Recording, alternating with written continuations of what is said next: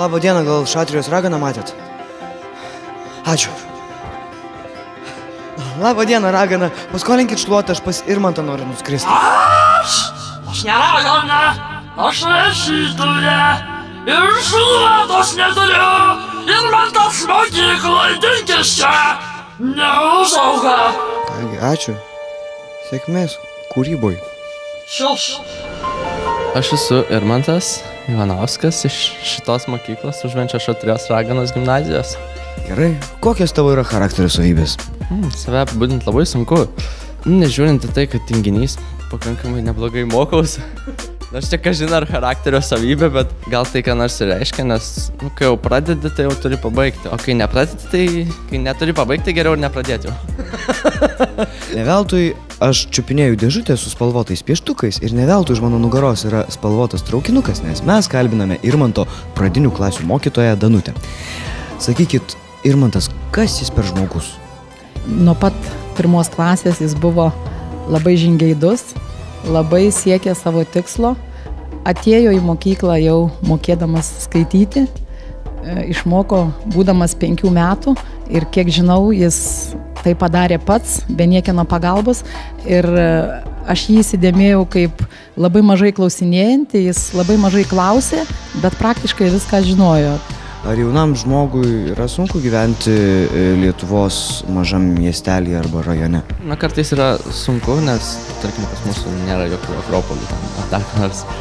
Trūksta tų pramogų, aišku, bet iš vienos pusės yra gerai, iš kitos pusės yra negerai. Nes, tarkim, aš pats, jeigu gyvenčiau mieste, tai turbūt nebūčiau nei Lietuvos mokinių parlamento narys, nei dar kas nors. Nes ten yra daug tokių kaip aš, o čia esu toks unikalesnis.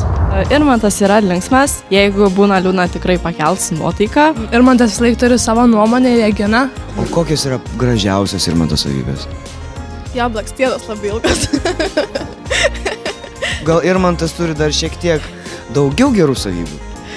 Jo, jis protingas. Na, jis yra labai sportiškas, mėgsta labai sportą, geras krepšininkas.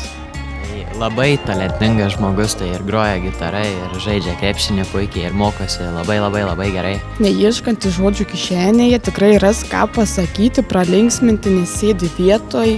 Veiklus žmogus. Ką veiksi baigęs mokyklą? Aš žinau, kad tikrai nebūsiu daktaru ar chemiku, nes man tie dalykai nelabai kaip besisekantis. Žinai, Irmantai, senolių išmintis byloja, kad nieko nėra neįmanoma.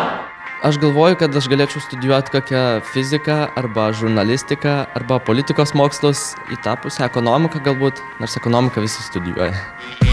Patikra, galim. Patikra, garsas geras, jeigu galim. Patikra, galim. Garsas geras, tikrai galim. Labas, Paulina. Papasakok man šiek tiek apie save. Esu Paulina Bražėnaitė iš 2 A klasės Adolfo Šapokos gimnazijoje. Lankau dailės mokyklą jau 6 metus, taip pat lankau teatrą ir tinklinę.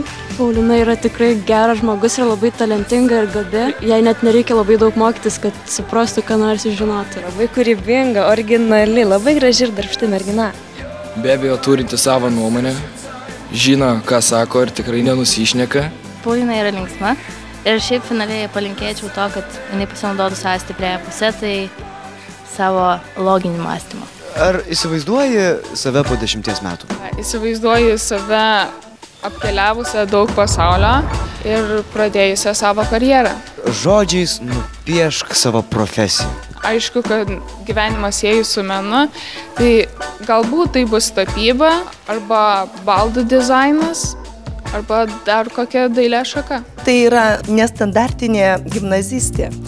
Ir tikrai yra įdomus žmogus, nes man tai įdomu tai, kad toks jaunas žmogus jau taip drąsiai savęs ieško, turi jinai savo nuomonę ir labai drąsiai ją gina. Todėl reikia net pasiruošti, kad galėtum su ją diskutuoti arba užginčyti jos tiesą. Ar jaunam žmogui sunku yra gyventi Lietuvoje? Turbūt, jeigu ieškai sunkumo, sunku gyventi visur. O kaip tu bėgi nuo problemų? Nuo problemų nereikia bėgti, reikia su jom tvarkytis. Kaip Paulina tvarkosi su savo problemomis? Visų pirma, geriausias problemų sprendimas yra neleisti joms susidaryti. Keletas iššaukiančių žodžių iš Utenos Adolfo Šapokos gimnazijos. 1, Paulina, plienas. Na ką? Nieko.